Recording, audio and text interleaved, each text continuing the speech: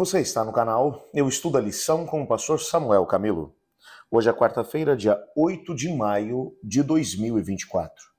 E o tema que estudaremos na nossa lição da Escola Sabatina será As Duas Testemunhas Ressuscitam. O texto que serve como base para o nosso estudo, Apocalipse capítulo 11, verso 11, que vai dizer especificamente o seguinte: Mas depois de 3 dias e meio, um espírito de vida vindo da parte de Deus neles penetrou, e eles se ergueram sobre os pés, e aqueles que os viram sobreveio grande medo. Quando você pensa aqui a respeito dessa profecia, só relembrando um pouco daquilo que vimos até o presente momento, para construirmos aqui a imagem dessa profecia que foi feita a respeito das duas testemunhas vestidas de saco.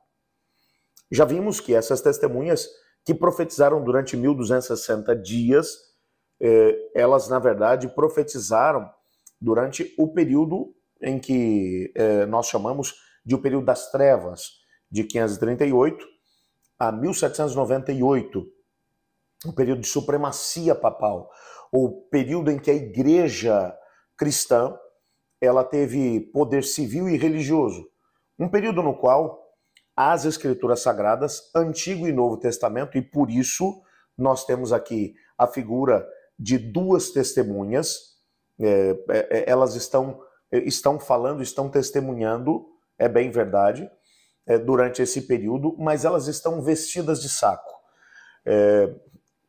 A ideia de alguém vestido de saco, quando você vai olhar para o Antigo Testamento, todas as vezes, Antigo e Novo Testamento, mas principalmente no Antigo Testamento é que nós vemos isso. No Antigo Testamento, quando você encontrava alguém que estava vivendo uma situação de humilhação, uma situação enfim, de uma grande crise, então agora, por conta dessa humilhação que está vivendo, ele usava panos de saco. Quando você vai ver, por exemplo, reis que queriam demonstrar grande tristeza e, ao mesmo tempo, a humilhação que estavam experimentando, eles tiravam as suas roupas, que eram roupas reais, e usavam pano de saco. Usar pano de saco significa que aquela pessoa está vivendo um momento de humilhação. O que significa que durante esse período, os 1260 dias ou 1260 anos, as duas testemunhas, Antigo e Novo Testamento, estariam vestidas de pano de saco, ou seja, estariam numa situação de humilhação. Porque, como já mencionamos, a Bíblia ela estava restrita em termos de acesso àqueles que tinham acesso às universidades ou às grandes bibliotecas dentro dos mosteiros. Você precisava ter conhecimento do hebraico, para poder ler os textos do Antigo Testamento, o hebraico e aramaico, ou o grego para ler o Novo Testamento. E mesmo que você tivesse acesso a essas línguas, ou ao latim, porque havia também, nesse período, foi formada a Vulgata Latina, a tradução de Jerônimo para o latim, que era visto pela igreja, ou que foi apregoado pela igreja como a língua santa. A missa era rezada ou era ministrada em latim. As pessoas iam para a igreja, a boa parte das pessoas não entendiam absolutamente nada que estava se passando lá. Mas simplesmente estavam lá para cumprir um ritual. A religiosidade se tornou um ritual. As pessoas não tinham que usar o aspecto cognitivo, por isso você encontra tantas aberrações acontecendo no período medieval, como a fé das pessoas sendo colocadas em relíquias sagradas, relíquias como o osso, um suposto osso de um dedo de um dos apóstolos, as relíquias lascas da cruz de Cristo, pregos da cruz de Cristo. Existem alguns relatos que mencionam, por exemplo, que haviam tantas lascas da cruz de Cristo que se colocasse uma do lado da outra, dava para dar 2 voltas no planeta. De tantas relíquias falsas que havia naquela época, mas as pessoas colocavam sua fé nisso. Por quê? Porque apesar de haver algum conhecimento da palavra de Deus, porque havia os clérigos, principalmente, que eram aqueles que tinham acesso a esses escritos, tinham algum conhecimento. Você tinha alguns indivíduos que na clandestinidade, e mencionamos durante essa semana os valdenses, os huguenotes, entre outros, que, tendo acesso à Bíblia, traduziam porções dela para colocar à disposição das pessoas, mas isso de forma clandestina. Muitos pagaram com a própria vida por conta disso. Por isso essas duas testemunhas estão vestidas de pano de saco, ou seja, elas estão vivendo uma situação de humilhação nesse período. Ao mesmo tempo, elas passam por um processo de morte. Esse período, um período de 3 anos e meio. Claramente, esse período é um período que vai, ou de 3 dias e meio, né? Claramente esse período é uma referência clara à Revolução Francesa, como nós mencionamos na lição de ontem. Se você tiver qualquer tipo de dúvida, dê uma olhada ali. Entretanto, Apocalipse 11, verso 11, vai nos dizer que essas duas testemunhas ressuscitaram. E o poder do Espírito do Senhor veio sobre elas de novo, e elas testemunharam com grande poder e autoridade. E quando você olha para a história, você vai perceber que no final da Revolução Francesa, a palavra de Deus, de uma forma, claro, figurada, ela voltaria à vida. Haveria um processo de reavivamento, uma busca pela palavra de Deus que não tinha acontecido com tanta ênfase desde os dias apostólicos. Um grande temor cairia sobre as pessoas que tivessem esse contato com a palavra de Deus. E mais uma vez, um poder vivo tomaria conta das pessoas e a salvação de Cristo Jesus alcançaria lugares inalcançados. É interessante que quando nós olhamos para a história, nós percebemos que no final do século XVIII, homens e mulheres comprometidos com a palavra de Deus se levantaram.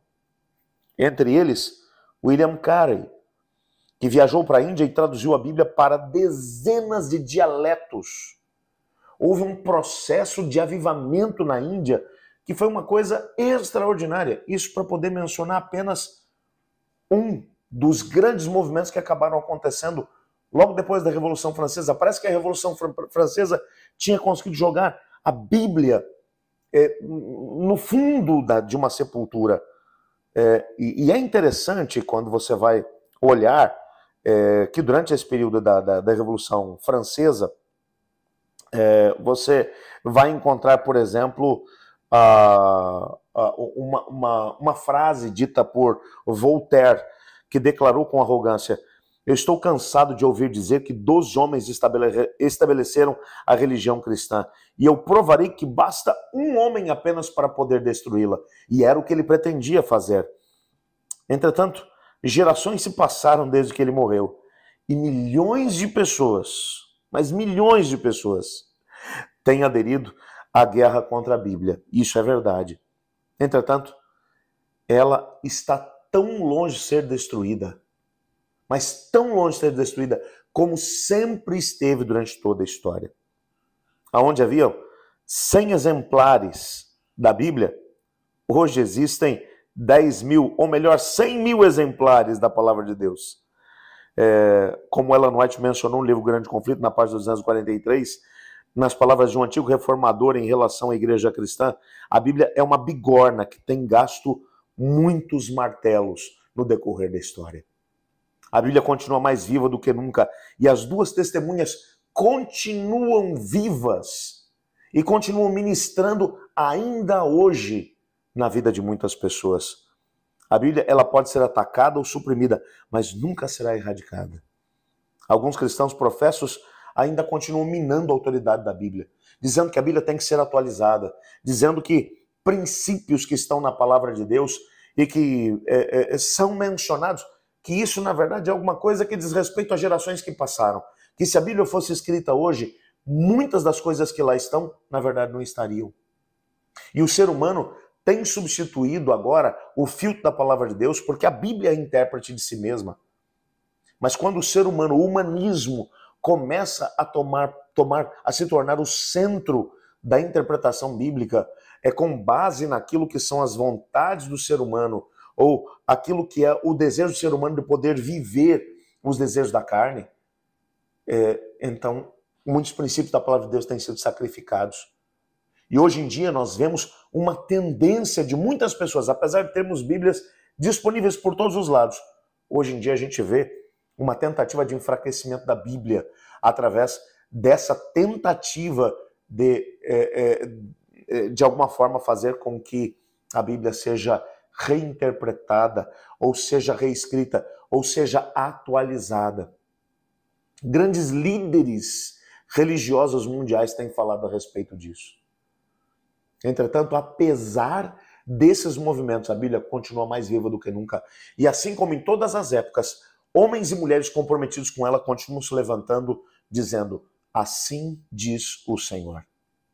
Meu amigo, a menos que vivamos tendo como base essas duas testemunhas, Antigo e Novo Testamento, o nosso fundamento será arenoso. E lembra do que Jesus falou? Aqueles que ouvem essas minhas palavras e as praticam são como o homem que constrói a sua casa sobre a rocha.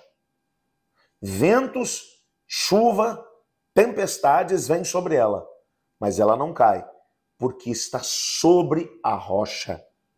Aqueles que ouvem essas minhas palavras, mas não as praticam, são como aqueles que constroem a sua casa sobre a areia.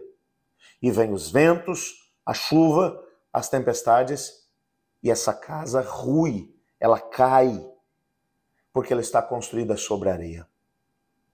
Meu amigo, a nossa única certeza, nossa única garantia de sucesso na vida é construirmos sobre o firme fundamento da palavra de Deus. Permitir que a Bíblia, e a Bíblia só, mesmo que sejamos incomodados por um princípio ou outro daqueles que estão nela, mas que nós a vivamos de acordo com aquilo que foi a revelação da parte do Senhor Deus. A Bíblia não precisa ser atualizada. Quem precisa ser atualizado, tendo como base a Bíblia, a palavra de Deus, somos nós. Desde que Deus trabalhe na tua vida e você será completamente abençoado. Amanhã nós continuaremos ainda nos aprofundando mais nesse tema. E a temática que analisaremos será verdade triunfante. Vamos orar?